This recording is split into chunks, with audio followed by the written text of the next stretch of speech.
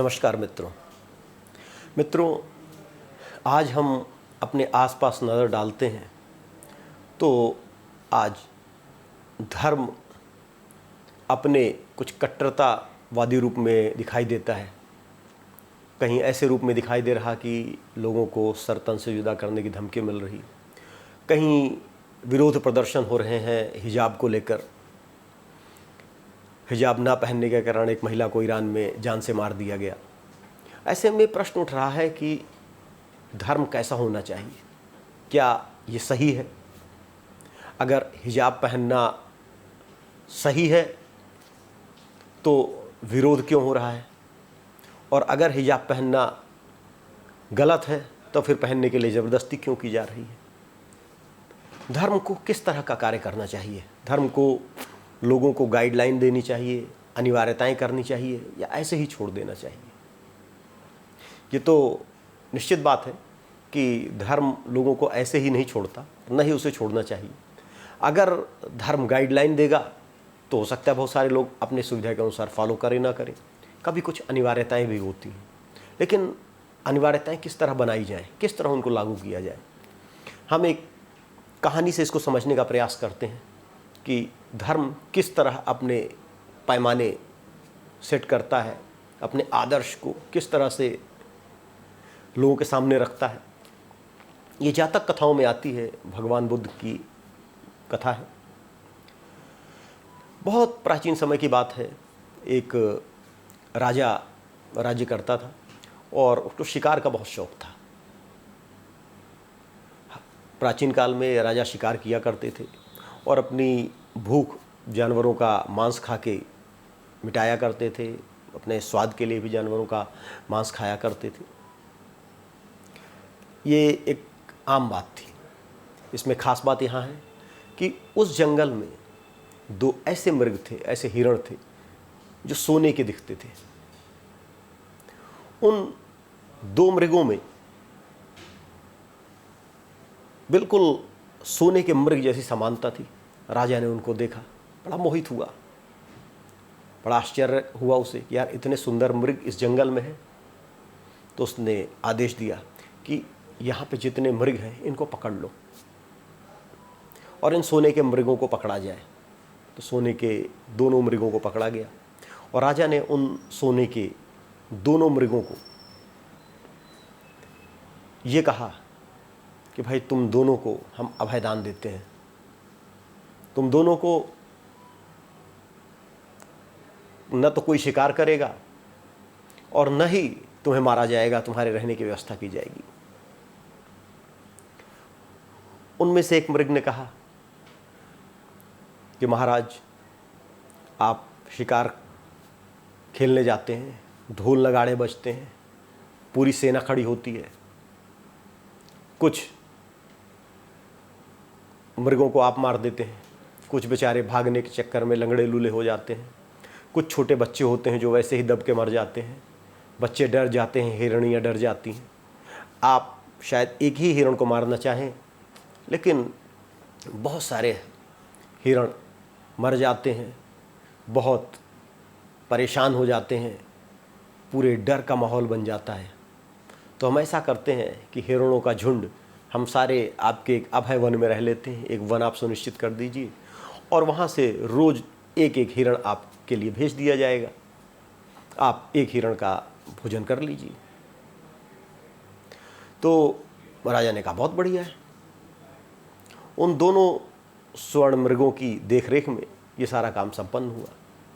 सभी की बारी आती थी, एक के बाद एक, एक के बाद एक, एक के बाद एक जाने की बारी आती थी। एक दिन एक हिरणी की बारी आई जो कि गर्भवती थी। तो वो स्वर्ण मृग के पास गई। उस स्वर्ण मृग का नाम था शाखा मृग। वो शाखा मृग ने कहा कि भाई नहीं, ये व्यवस्था है, तुम गर्भिणी हो, माना तुम गर्भिणी हो, लेकिन अगर तुम्हें हम छूट देंगे तो इससे व्यवस्था बिगड़ जाएगी। आज तुम इस आधार पर छूट मांग रही हो, कल कोई दूसरे आधार पे मांगेगा, परसों कोई तीसरे आधार पे मांगेगा। और नियम तो नियम होते हैं, नियम सबके लिए एक जैसे होने चाहिए, तुम्हें कोई छूट नहीं मिल सकती।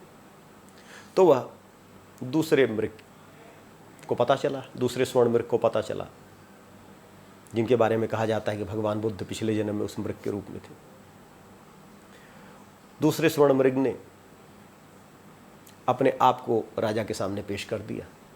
राजा के सैनिकों ने बताया कि आज तो स्वर्ण मृग आया हुआ है खुद ही। तो राजा ने बुलवाया स्वर्ण मृग को। स्वर्ण मृग से कहा कि मैंने तो तुम्हें अभयदान दिया हुआ है, और इस अभयदान के बावजूद तुम यहाँ क्यों आए हो? अपनी जान देने के लिए क्यों आए हो?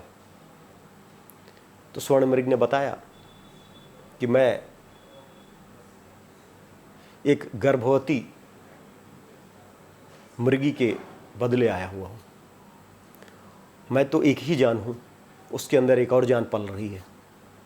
अगर उसकी हत्या की जाएगी तो 2 जानों का नुकसान होगा, 2 जीवों का नुकसान होगा।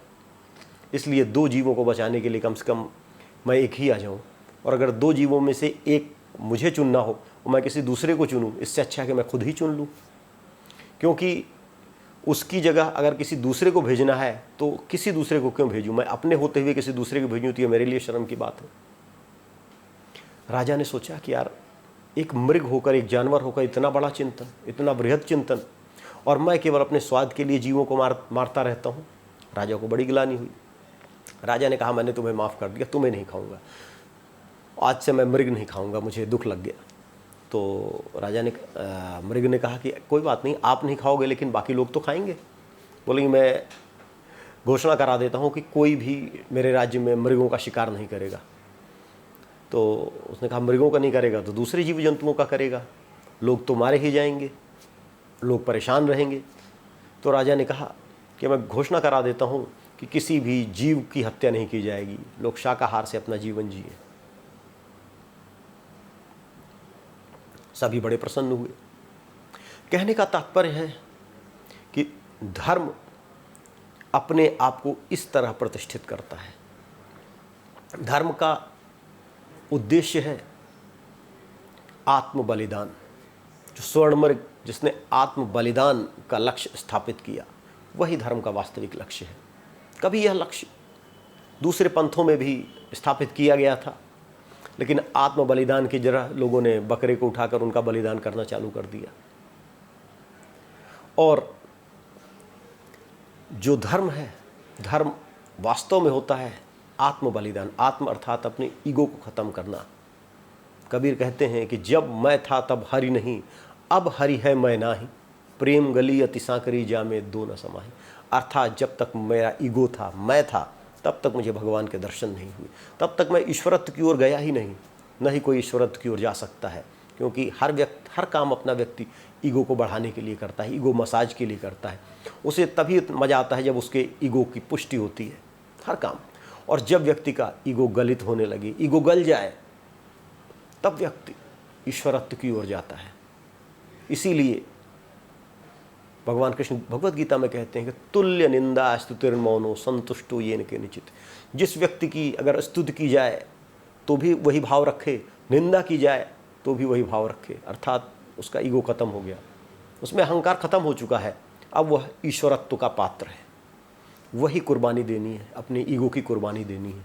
लेकिन व्यक्ति महंगी महंगी चीज़ें लाकर ईश्वर के चरणों में रख देता है। कुर्बानी के नाम पर महंगे महंगे बकरे खरीद लाएगा, महंगी चीज़ें खरीद के उनके कुर्बानी दे के अपनी ईगो को और बढ़ाएगा। ये ईश्वर से दूर ले जाने वाली चीज़ें हैं। धर्म को अगर धर्म बने रहना है और वास्तविक धर्म बनना है तो धर्म पर चलने वाले लोगों को आदर्श बनाना चाहिए। वही आदर्श जो स्वर्ण मृग ने दिया, अपने आप को कुर्बान करने का, अपने अहंकार को कुर्बान करने का, अपने ईगो को कुर्बान करने का। जब तक यह आदर्श धर्म नहीं दे प्रस्तुत करता लोगों के सामने, वह धर्म नहीं रह जाता। फिर तो वह शक्ति की पराकाष्ठा हो जाता है, वह अत्याचार का पर्याय बन जाता है। यही भगवान राम का संदेश था कि धर्म किस तरह धर्म रहे, धर्म है क्या, धर्म की प्रतिष्ठा हुई। भगवान कृष्ण भी गीता में यही कहते हैं कि जब जब अधर्म बढ़ जाता है और धर्म की हानि होती है, तब तक मैं धर्म की प्रतिष्ठा करता हूँ अपने आचरण के द्वारा। वह भगवान का आचरण ही था जिसे भगवद गीता में, सनातन शास्त्रों में ईश्वर के अवतार कहा गया है, वही अवतार हैं जो धर्म को प्रतिष्ठित करते हैं। तो धर्म इस तरह होना चाहिए कि धर्म लोगों का बलिदान अपने लिए न ले, अपना बलिदान लोगों के लिए करने को तैयार हो। जो धर्म के श्रेष्ठ लोग हैं वह अपने जीवन का, अपने अहंकार का, अपनी इच्छाओं का, अपनी वासनाओं का बलिदान एक सामान्य से तुच्छ सी माने जाने वाली जनता के लिए, एक गरीब व्यक्ति के लिए करने को तैयार हो। वही धर्म वास्तविक धर्म है, जो व्यक्ति से बलिदान मांगता है, जो यह कहता है कि ईश्वर के लिए कुर्बान हो जाओ, कुर्बानी दो। वो धर्म नहीं है और न धर्म को वैसा होना ही चाहिए। हरि ओम तत्सत।